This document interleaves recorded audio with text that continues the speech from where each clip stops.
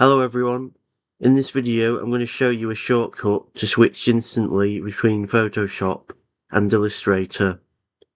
Now there isn't an inbuilt shortcut within Photoshop or Illustrator, but I have found a workaround, and that's using what's called virtual desktops.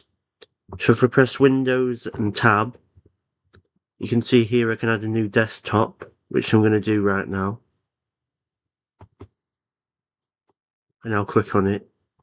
And now within this new virtual desktop, I'm going to open Illustrator.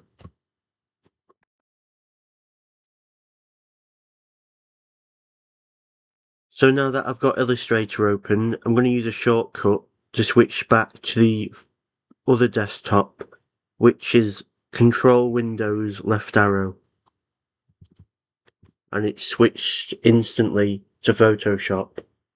And if I want to switch back to Illustrator, I can just press Control Windows right arrow. And it's done it instantly. So this is a shortcut that will speed up your workflow and save you having to use your mouse to click on each apps. So I hope you found this useful,